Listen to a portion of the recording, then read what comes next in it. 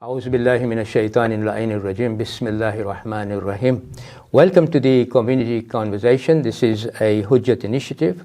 In this regular conversation with individuals, we will explore their struggle, achievement, courage, and disappointments that shaped and guided their faith, family, and community. Today, we have with us Azra Hassanali, who has joined us to have a community conversation and share her life journey and experiences with us. Azra was born in Perivale, Ealing. Her parents originally come from East Africa. Father is from Fazal family from Bukoba, Tanzania, and mother is from Jetha family, Uganda. She's a mother to two daughters who inspire her every day. She did her primary and secondary education in Perivale. In Harrow, I think. That's Sorry, right, yeah. Okay. In Harrow, and obtained BSc Speech Sciences from University College, London. After the qualification, she worked as a speech and language therapist for 20 years, both in the NHS and independent sector. Currently, she is the clinical service lead for the early years speech and language therapy team in Ealing. She is also mindfulness practitioner, facilitating Islamic mindfulness courses for women. She established an annual Disability Awareness Day at Madressa, which has been running for approximately 10 years, as well as established the Learning Support Madressa in 2018, which aimed to cater for the needs of students with disabilities and additional needs in mainstream classrooms. She wrote and sold an album of Shia Islamic rhymes called A Day with Aunty Zahra, which has reached as far as Orlando, Australia, Dar es Salaam, and Philippines. Currently, she is the head of the Send Committee at Hujjat Stanmore. Welcome, Azra, to the community conversation. Assalamu alaikum wa rahmatullahi wa barakatuh. Thank you for accepting this invitation for community conversation. And I think the first thing I have to do is this very impressive CV that you have. And of course, the inspiring is done through your daughters. So talk to us about your daughters. By nature, I'm actually an absolute introvert, which is really shocking when I tell people this. Are you? I'm absolute introvert. Okay. My favorite space and time is when I'm on my own. Right. Or kind of just enjoying my own company or thoughtful thinking, reflecting. It is my girls that have actually given me opportunity to come out of my shell and discover my own strengths and push myself beyond my comfort zone. So I was definitely the kind of person that who found my forte and my little area of comfort and then would just stay there because that was my happy place and kind of that was good enough for me. But then you were able to sort of come out of that shell and do so much other things which are quite, not introvert. I mean, you have to speak to audiences and all that. Yeah. Yeah, and it's really surprising. I'm always kind of a little bit in shock myself after I've done something. How did that happen? How did I do it? Where did I find the strength to even do that? My plan usually is to, excuse me, not to think about things too much. All right, okay. So that's I a good thing. purposely don't plan, don't overthink, because I am naturally an overthinker. So Overthinker. An overthinker, absolutely. After something, after an event or meeting, or even just a conversation with a friend, I will always go home and analyze it and think about what I could have said, what I didn't do, what I should have done. But doesn't it work against you sometimes? It does, because I end up in these spirals of negative thinking. That's right. Yeah. But actually, that is what has inspired me to do so many things. For example, the mindfulness, the Islamic mindfulness course. Right. I learnt about it through work. It's a strategy we use a lot with our caseloads at work. But in every sort of talk or lecture I sat in, I felt frustrated because I kept thinking, but we already have this in Islamic thought. This has just been repackaged in a really glittery, attractive way in modern mindfulness. But if you strip it down to its bare principles, everything is embedded in Islamic thought so and the core practice. Concepts Absolutely, there, all of them can be mirrored. For example, a lot of mindfulness enthusiasts will engage in meditation and chanting. What is chanting? It's that repetition of affirmations that provide you with comfort and confidence. And when you That's think what we about, call zikr SubhanAllah, exactly that. Okay. Mm-hmm. Exactly that. So when I was writing my course, this is exactly what I did, is try to pull everyone back to our basic beliefs and practices like tasbih, which we're encouraged to do in your own protected place, salah 5 times a day, and then you're encouraged to engage in dhikr within salah, but also afterwards in tasbih. But we've absolutely taken it for granted. Now people are saying it's scientifically proven that chanting has physiological benefits for you on mood and aggression, on emotional reactivity, relationships, but also heart rate and blood pressure and all of these things. So we're coming at it backwards. We're looking at the evidence to prove something that we were told to do hundreds and thousands of years ago, but now perhaps a little bit more invested in it because we're being proven that there is real, actual benefit. So this, we might come back to this discussion on mindfulness. How did that term mindfulness came about? Because that's a very interesting term. So yes, looping back to what we said before, the fact that for me, mindfulness was all about trying to make the most of the moments that I was in and not overthinking. But the term mindfulness, where did that come from? Any idea? Historically? Yeah, historically. I'm not sure. I couldn't tell you just off the bat. But that's a practitioner in mindfulness is what? It's all about making the most of the moment that you're in, not thinking too much about the past and the future. Now, for me, that's not the present moment. Right. For me, that's not about disregarding the past and the future, because we are who we are in the present because of what we've been through in the past. But at the end of the day, you can't do anything about what's happened in the past. It's done.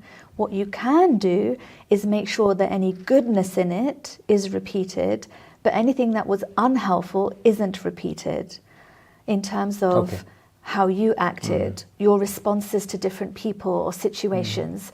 If any of that wasn't very helpful, you can make that conscious decision right now. So that's a very good description, I have to say that, because that's, I'm sure our audience has appreciated that. So I still have that question, your daughter influencing you and inspiring you. So talk to us about, how old are they? So they are 12 and 15. Right. And I really felt strongly about making sure that they did not behave in the world in the way that I did. Not that I behaved wrongly, but I wish that I had found more confidence from earlier in my own self and in my own ability. That's not to say I didn't because anyone didn't make me feel confident. Everyone can contribute towards your confidence, but really the only place that you can find that from is from yourself. That takes a lot of self-work. And I just, when I had them, made that really conscious decision to do everything I could to support them to find their confidence. You want them to be a bit ahead of what you were and make sure that they contribute to the wider society by pushing themselves out and seeing where they can contribite. Yeah, I wanted them to find their voice. Yes. What is their passion? What makes them happy in the world? And how they can change the society. How they can change society. What helps them to have meaningful relationships with other people. Okay, how do we do that for our children though? By working on ourselves first. Because they look at us, right, as the first people to guide them, to show them how do they deal with situations. They'll look at me. And then that doesn't mean they'll repeat exactly what I do. Maybe they'll see things in me that they don't like and they will change that. But that is also good. I just wanted to create learning opportunities for them. Right. So the only way I could do that was by pushing myself out of my comfort zone, facing challenges head on, and then talking to them. And they learn from you as well. So it's a two-way exercise. I really hope so. That draws me nicely into your early childhood. So you were born in Perivale. Your parents come from East Africa. Father comes from Fazal family in Bukoba, and mother comes from Jetha family in Uganda. Talk to us about your parents' background, if you have. We talk about their history and background and where they've got to today. We talk about it quite frequently. Very good. Yeah. I really want my girls to remember their heritage and where they're from, especially because we're made up of so many different pieces. You can often feel a little bit lost, actually. Who am I?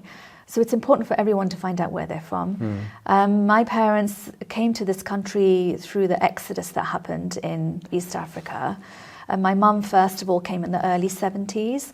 She actually, during all that tumultuous time, was told she has citizenship and doesn't have a problem, and her family, her sisters, her brother and her parents can stay in Kampala, no problem. This is 1972 now? This is 1972. Right, okay. But within 3 months, they were called back to the immigration office and actually told, you don't have status to remain in this country and you must leave.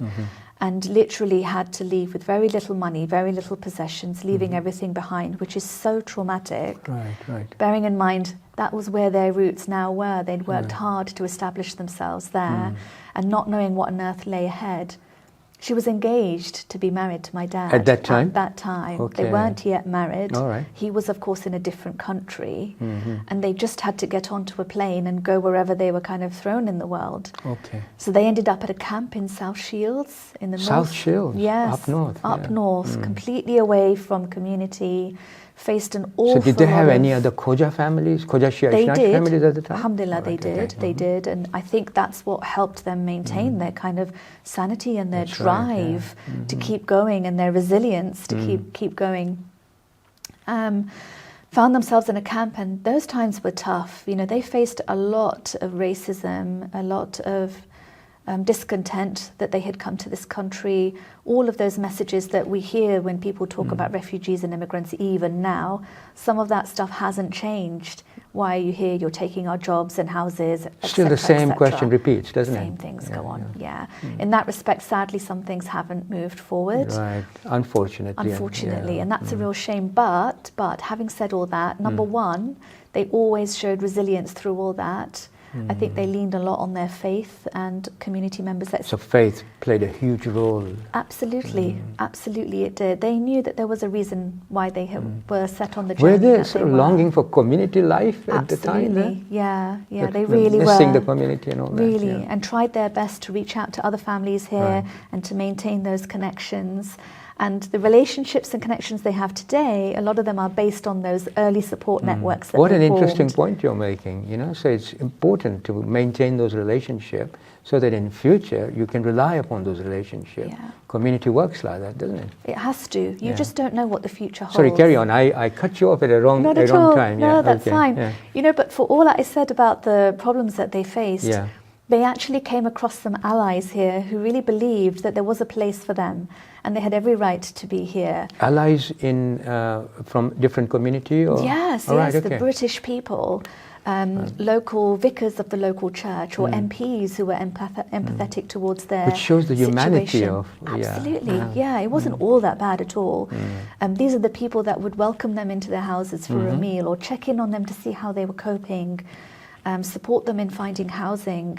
And both of my parents were really of the opinion that they wanted to get back onto the mindset of working hard to re-establish themselves and wanted to very quickly find jobs or training to get back into. And these people helped them to do that. Right. My mum came first of all, like I said, and because they were engaged to be married, she managed to get support from the local MP up north to arrange for my dad to come over earlier than he was supposed to. So back in Bukoba, everybody who had a passport to come over here still had to wait their turn. Okay. But his was not coming up for a long time. So he supported them to get their nikah done by proxy. Okay. And then the country accepted that as Right. evidence of their status and relationship, and for him to come over here. Then they immediately had their registry, marriage done, and then they lived together in South Shields for maybe 6 to 9 months or so, and then moved down to London to start a life there. I believe your mum is a social worker in some sense, yeah? So my mum and dad both worked for the civil service. All right. And then they both went to night classes to train individually. My mum in health and social care, and my dad is an electrical engineer. Right, okay. So both, and that continued for my whole childhood. I saw them both And working you were the really first hard. one? No, I have an older brother, Oh, okay. Abid Ali, who is 3 years What's older his name? than me. Abid Ali. Abid Ali, okay. And he's 3 years older than me. Right, And we both grew up looking at them work really hard. okay. But you know what was amazing is that we saw as much as they studied at night and worked during the day, they found time for community. They were so involved in the establishment of Hujjat Stanmore. We used to come to Majalis in the building that we're in now, upstairs. It's historical, isn't it, this building? Yes, it really is. And I'm so proud that it still stands. I remember the member was there. Yes, exactly. Yeah. It's just, it's lovely. And my mum set up the Parents Association to bring parents with young children together. In Hujjat community? Yeah. All right. Absolutely. When was that? Gosh, back in the 80s. Parents Association. So she had that mindset at the time. Absolutely. Yeah. For her, it's always been important to bring people together under a common umbrella, under commonalities. Fantastic, despite whatever you're going through, or even if you have different ways of thinking, doesn't matter. There's always going to be a common thread that runs through all of us, and we've got to stay united in that way. Of course, like tasbih, isn't it? Yeah, absolutely. Yeah. And then, she saw that as we were growing up, that there needed to be community-based activities for children, so set up beavers and scouts. Really? Yes, she linked in with like mainstream beavers and scouts and set up our own here. So I can see where the inspirations come from. Mum and Dad. And Dad, yeah. When my mum was eventually involved in the setting up of Madressa here, my mum was in like the admin team and management, using her skills in her mainstream role for the community. And my dad... I should be interviewing your mum. Yeah, you really should. She will have a lot to say from her experiences. Okay. Yeah, and Dad as well. Yeah. So my mum did that at Madressa, and my dad would be laying out the carpets for the children to pray namaz and setting up the systems for the microphone use at namaz time. So we know whatever their skill set was, they fed it back into the community. Okay, so now that gives a very good picture of who was shaping you at the time as you were growing up. So what was school life like? I mean, in Perivale, Harrow, by the way. In Harrow, gosh. Honestly, it was hard. There was so much racism back then. And what about wearing of hijab at the time, or the headscarf? So I wanted to wear hijab when I turned 9. Back then, very few people did. My mum wore hijab later, as did all of my family. And I was discouraged from wearing hijab when I was 9. I really, really wanted to. So I guess I would as much as I could outside of school, but school was the one place where I didn't wear hijab. Right, okay. I can't really assume what it would have been like, but the fear, so the discouragement just came from fear. Excuse me. So my parents just weren't quite sure how would it be received, how would I be treated, would relationships change, and I guess... So it was very tentative, sort of. Yeah, and I can absolutely see where they came from. They were just worried about how I would be treated, because I had, up till that point, faced some racism in school in the early years. Right. The school were fantastic. They were really proactive and really nipped anything in the bud. And my parents were vocal, so we would always approach the stuff. We didn't hide that this is what was happening. So one lesson one can draw from this is that if you're vocal and put your case forward, which we should, things do change.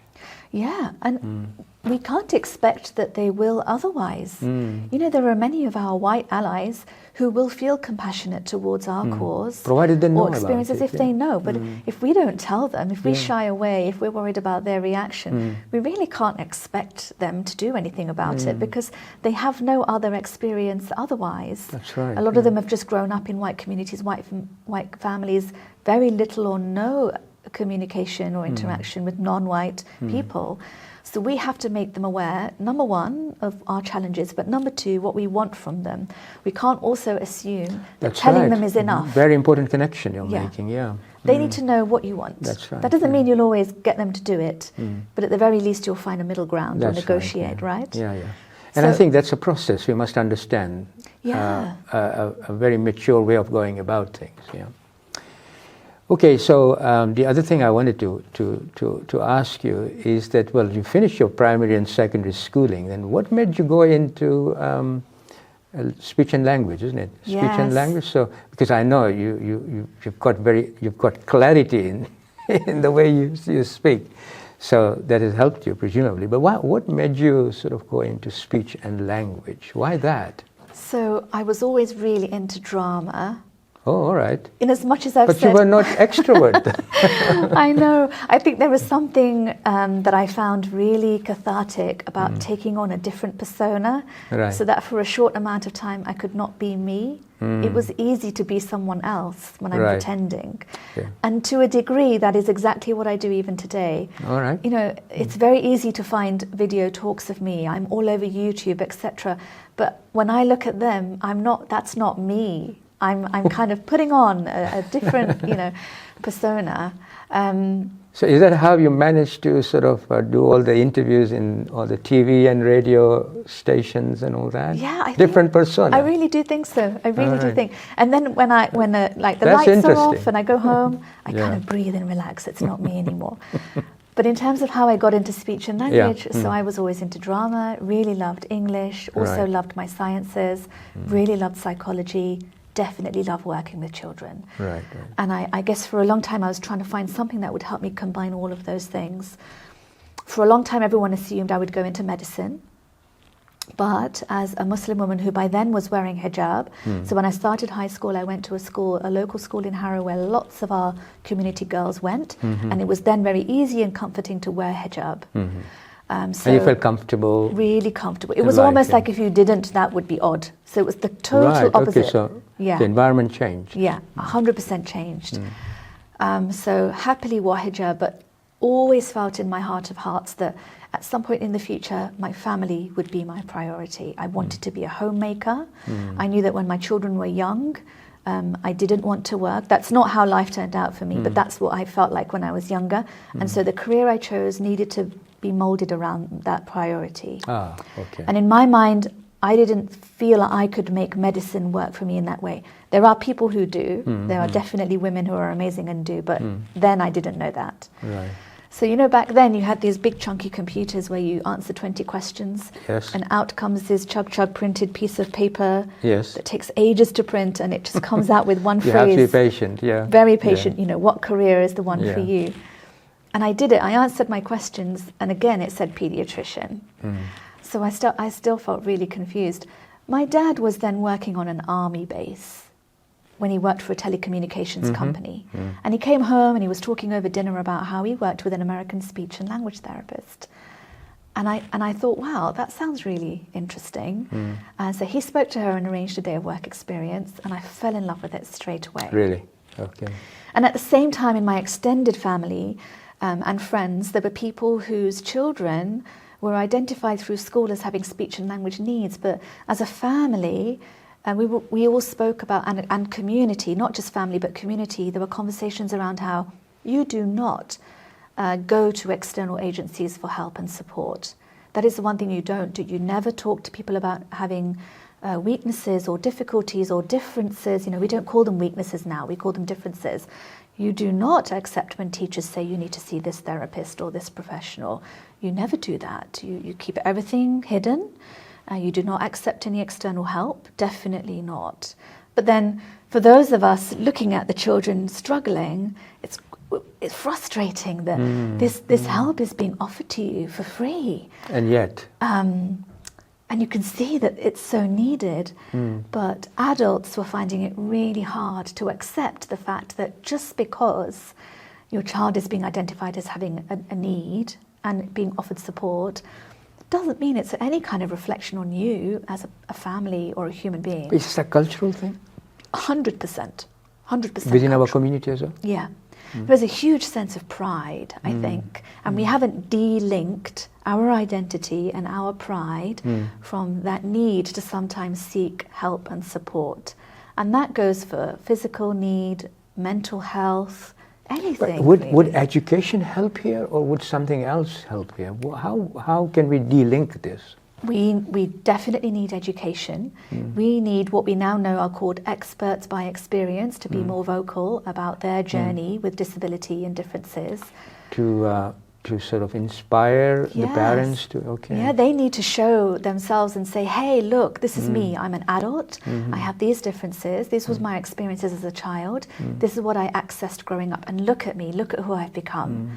I'm just as valid and worthy a person. Hasn't held me back. Definitely no reflection on my family negatively.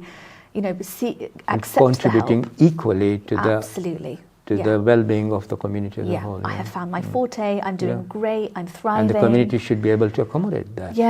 You see, now you've hit the nail on the head, because we can't deny that some families in our community of children with disability that have disabilities have had negative experiences and have been spoken to really derogatory. Really? We can't deny it. It's a real shame. Really unhelpful comments and things, and so this spreads.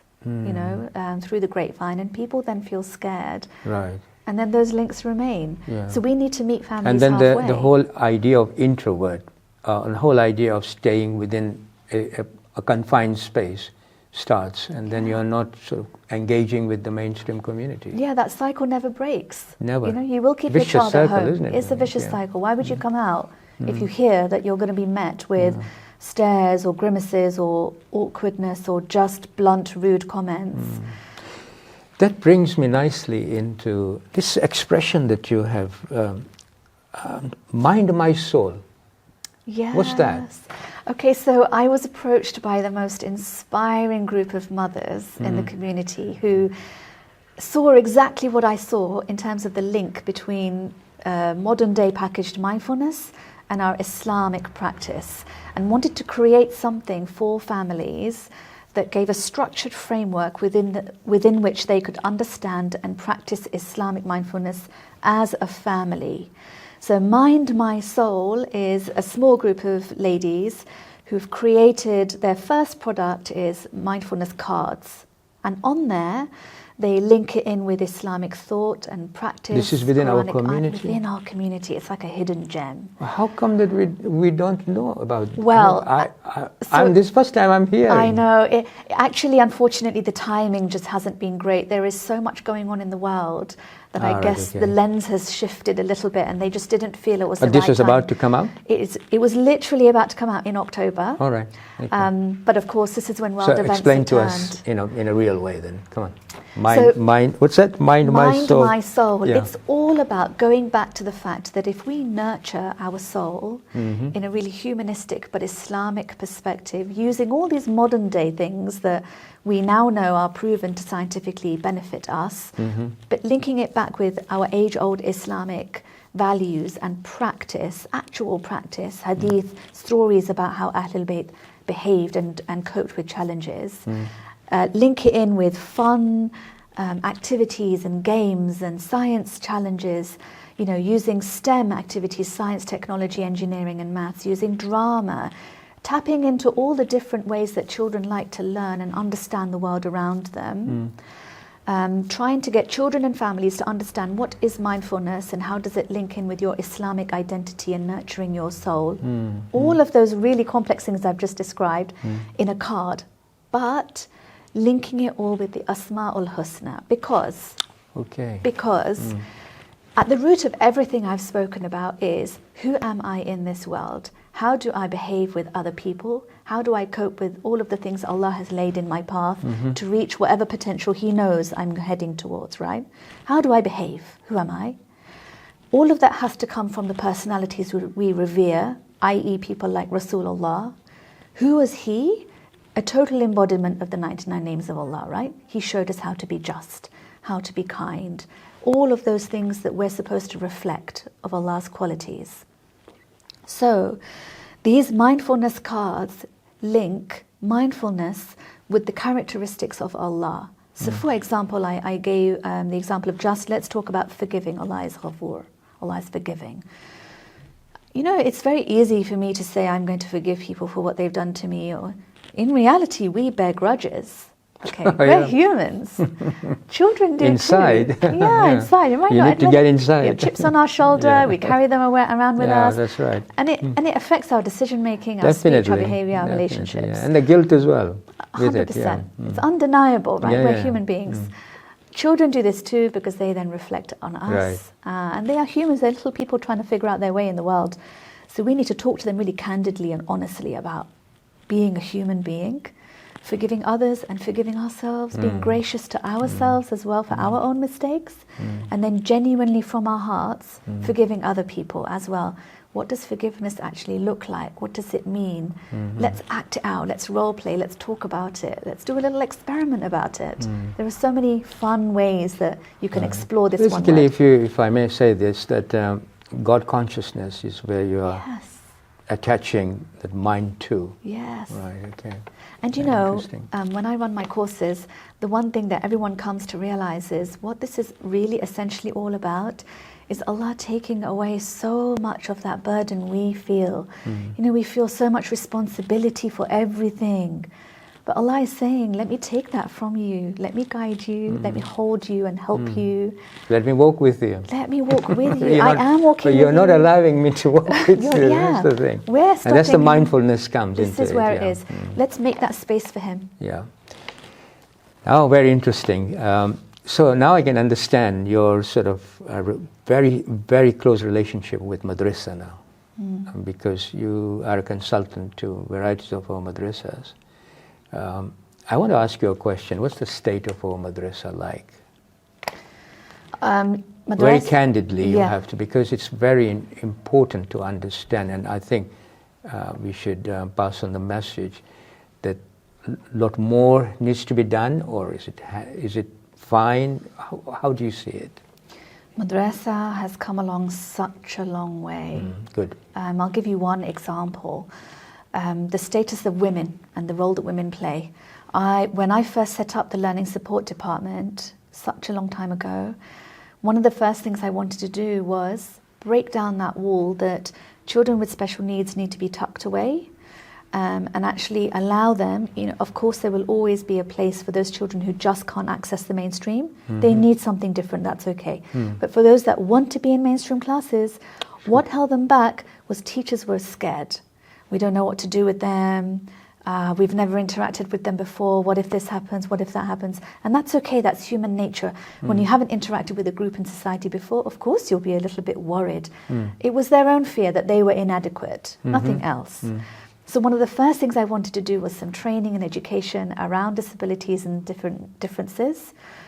But I was unfortunately told that according to Ayatollah Sistani, we now know this is not true.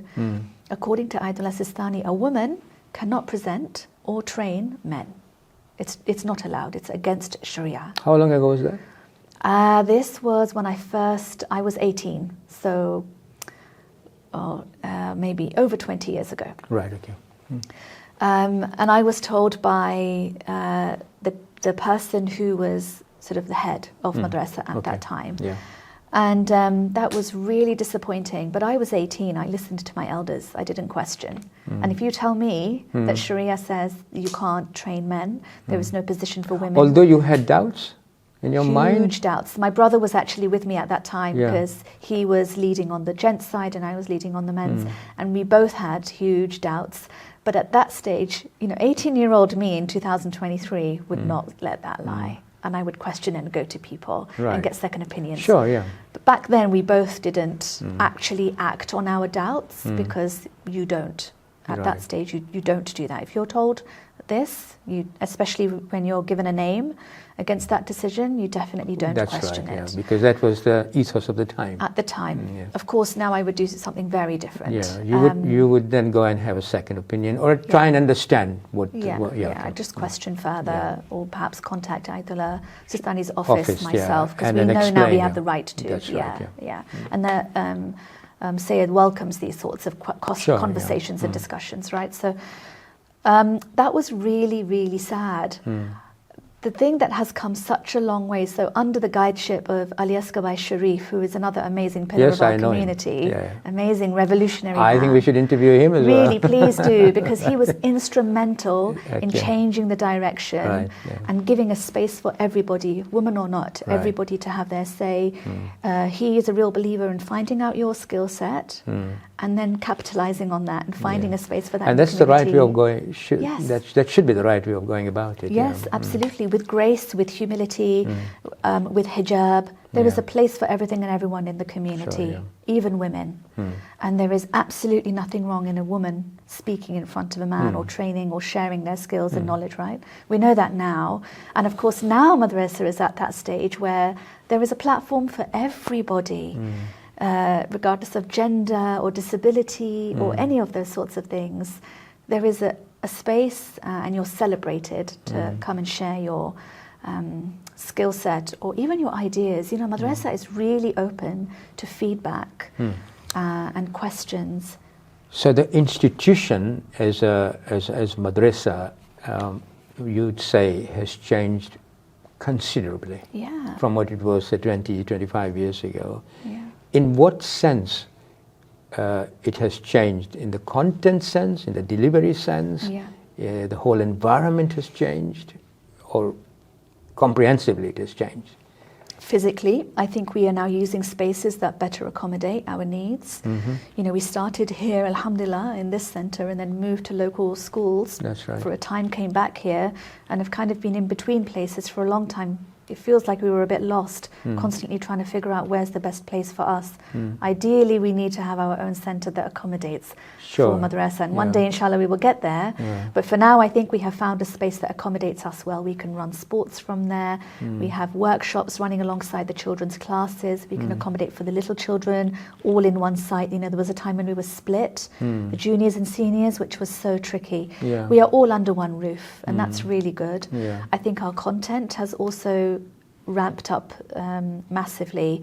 It's far more inviting, it's engaging, it encourages children's curiosity. But that is real on the ground that you see? I mean, the children actually appreciate the content that you're delivering?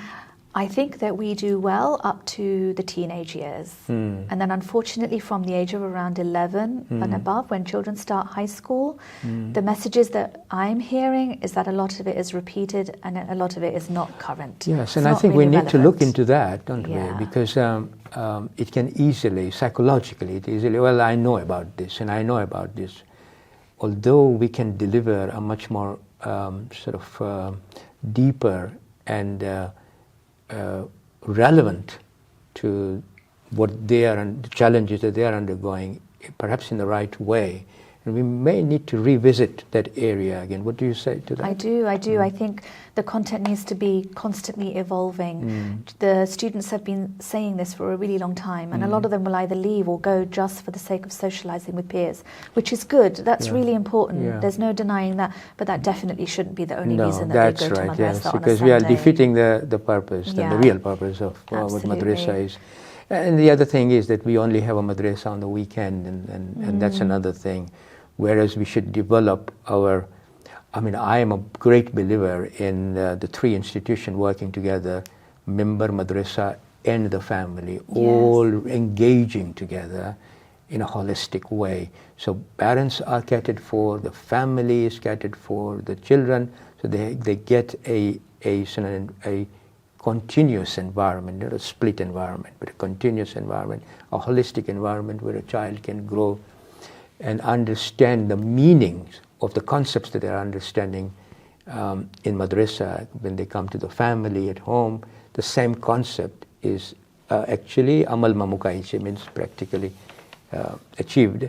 And then when they come to the centers, the member is also jiving with the same sort of thing. Absolutely. And that holistic way of, I'm still working towards that. We will get there one day. Inshallah, and I think you've got teachers on your side, because what they are doing, I'm noticing now, is they're taking the curriculum they're given and they're trying really hard to make it relevant, tying it in with issues that the children are facing. And for example, what they will do at the beginning of the year is say, tell me what you want to learn this year and tell me how you learn. Right. Do you like debates, role plays, discussions, videos? What is it that you want? It doesn't mean that we'll give you everything. We have a curriculum to cover, but they are trying to meet halfway. I think we have got fantastic teachers, and to be very frank with you, if we did not have the female contributions to run this institution, I think we would be lost by now. I think their contribution is huge. Yes, they're unpaid workforce and unsung heroes. Unsung heroes. Yeah, for and sure. You know, they are changing. They're retaining the cultural characteristic, the faith characteristic, the motherly feelings, all that sort of thing. Yeah. So to the mothers of the community, we take our hats off. I don't think we can ever say enough or repay them enough for what they do to keep our community alive and to keep our children tied to their faith. That's right.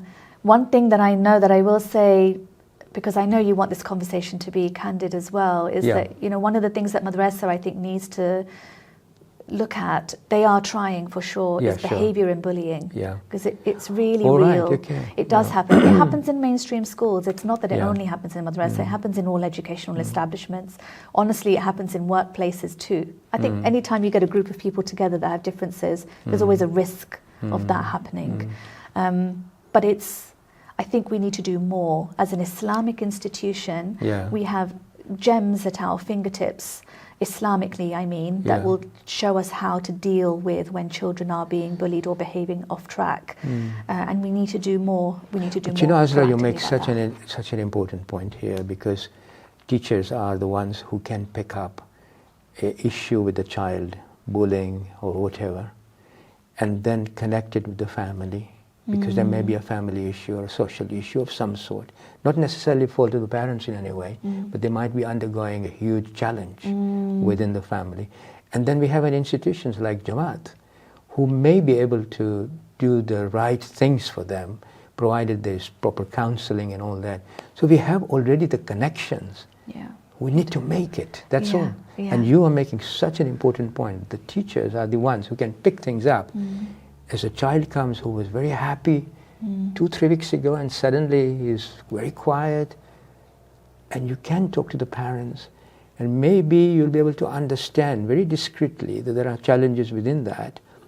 And then if you have a good backup of Jamaat's institution, of counseling and all that, you can easily connect things and make the whole things different within a very short. So you make a very important point there. As do you actually, because what you're saying is that we need to move away from looking at the surface, you know, the behaviour that presents, for example, the bullying itself, and look at what's underneath.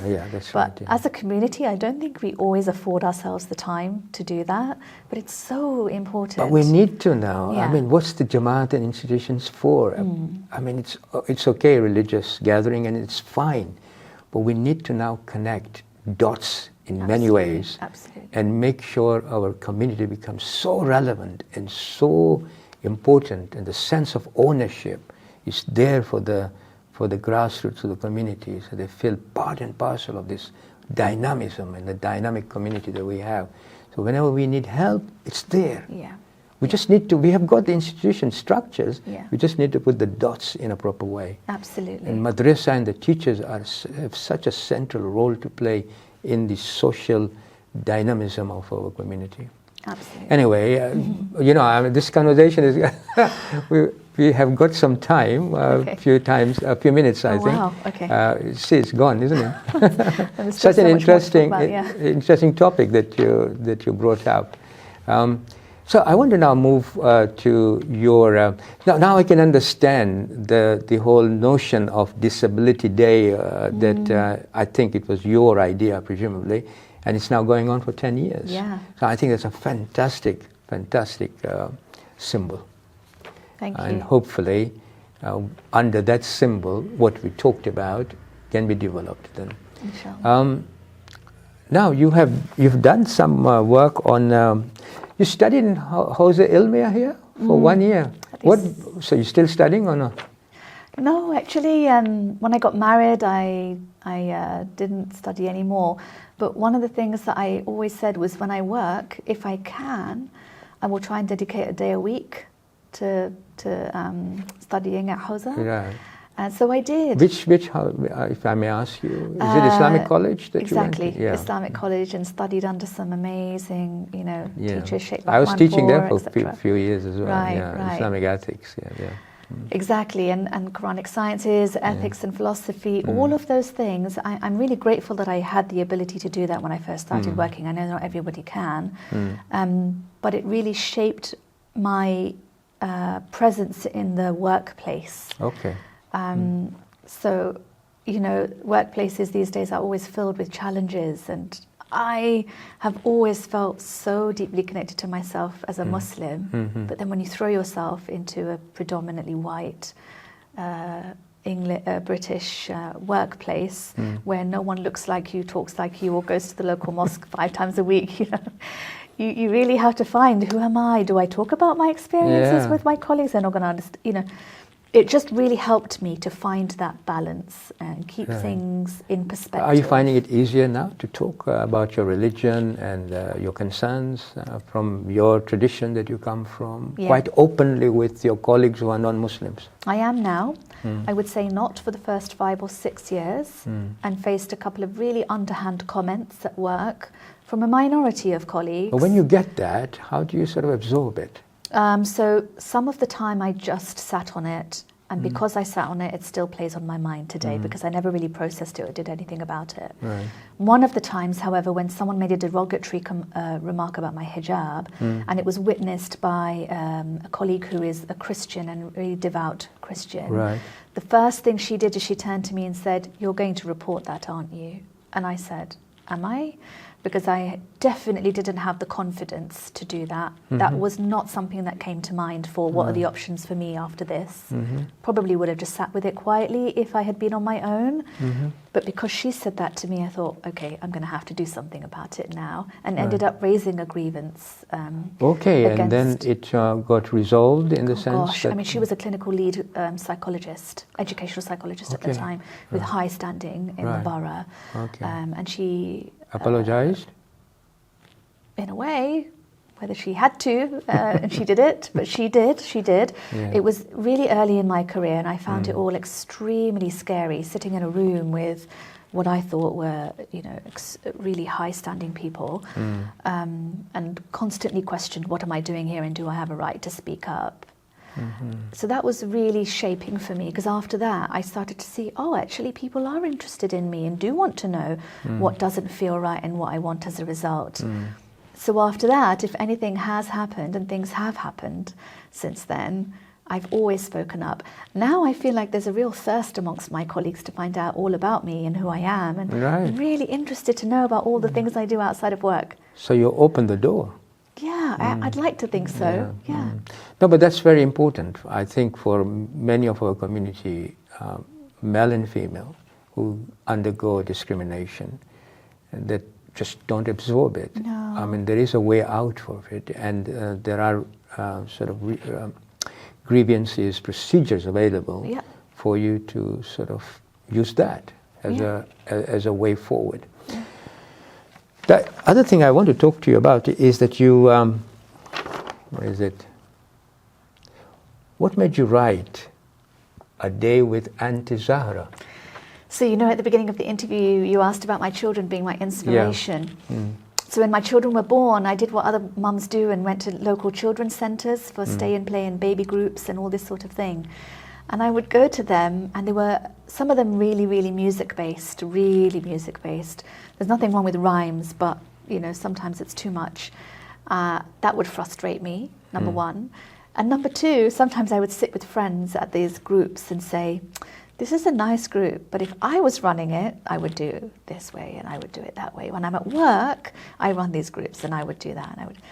And one day, one of my friends said to me, you keep saying this and it's fine, but really you need to just do it. Do it. Stop talking about it and just do it. And I made all kinds of excuses to not, until I had, so that was at my older daughter's time, Ruqayya. By the time I had my second daughter, Zainab, I think my friends really had enough and said, just do it from your living room, do it anywhere, but just do it. And so I did.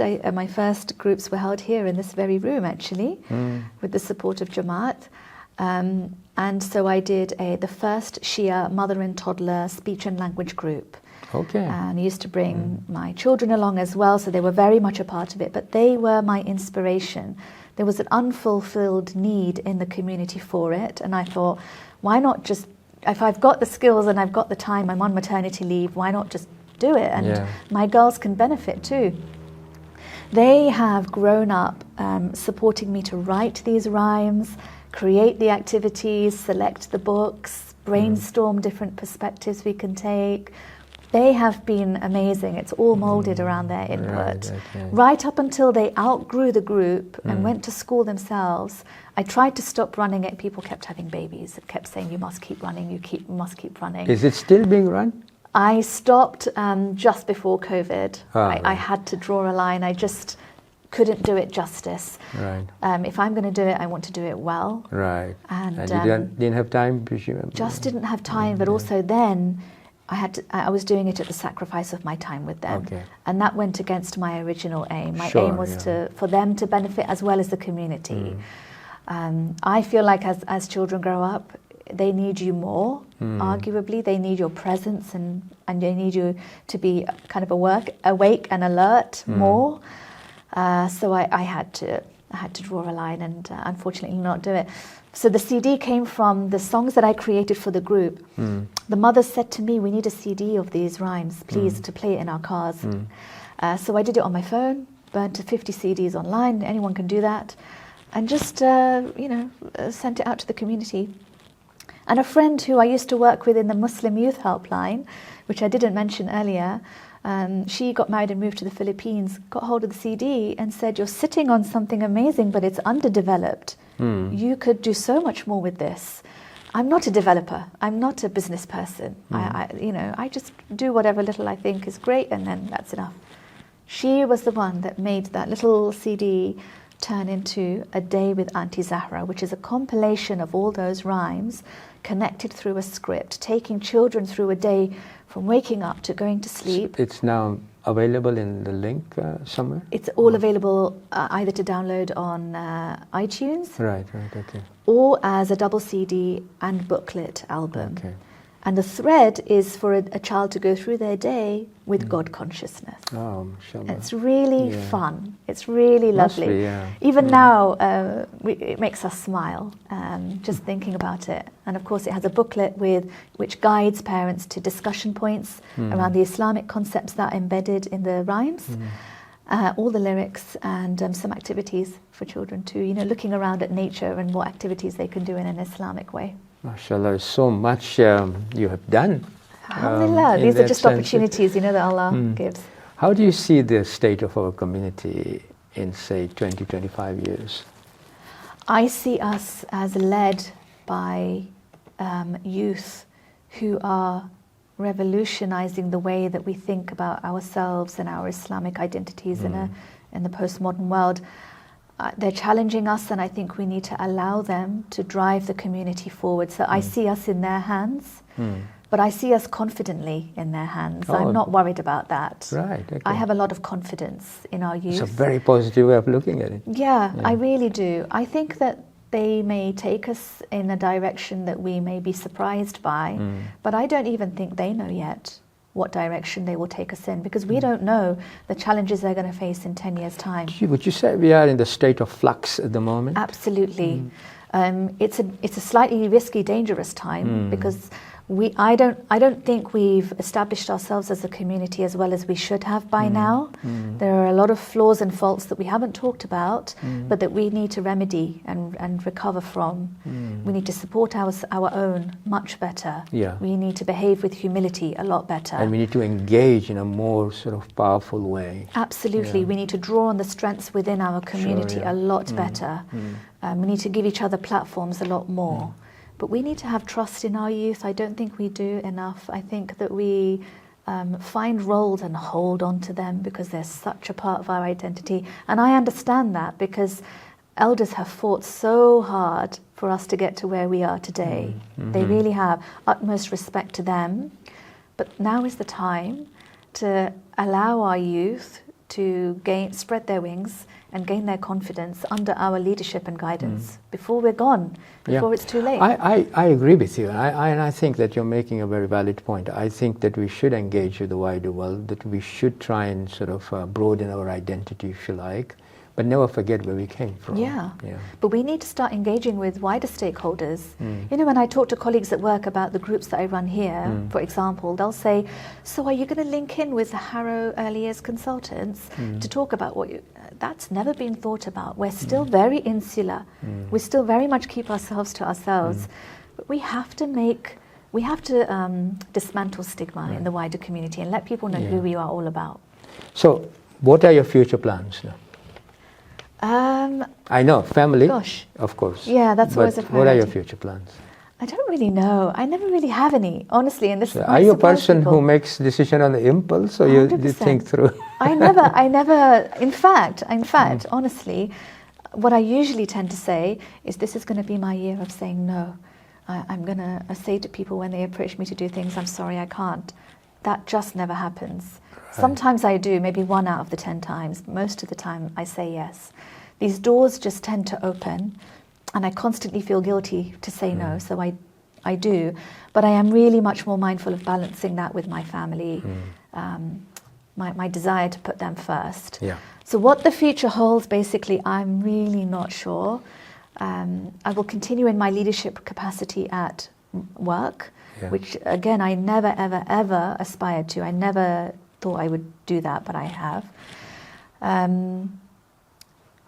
Most of all, you haven't made any specific plans. No, You're just leaving it to what happens. Whatever Allah feels is best for me. Right, okay. I trust in Him to do that. Most of all, I want to make sure that my girls are nurtured and well cared for. I want them to meet life partners who help them on their path. I think that's very important priority. Their full potential too. That, you know, whatever family situation they find themselves in the future is one that's well connected to the community and that makes everyone around them proud of who they are. Yeah. Well, on this positive note, Azra, I mean, I enjoyed this conversation. I think that the audience will also be inspired by what you had to say in our conversation. I think there's so many things that you have opened our eyes to, and I think that we should take note of all that gems that came out in this conversation. I think we should have another interview. Inshallah, inshallah, if it's meant to be. In the future, because I think you have so much to contribute and you have so much good ideas that you have already disclosed in this conversation to us. But I think thank you very much for participating in this conversation. And I think our audience will enjoy our chat the hour went very quickly, didn't it? Very quick, yes. And anyway, till next time, I hope you all enjoy this very, very interesting and inspiring conversation. So we'll see you again next time. Khuda Hafiz. Assalamu alaikum wa rahmatullahi wa barakatuh.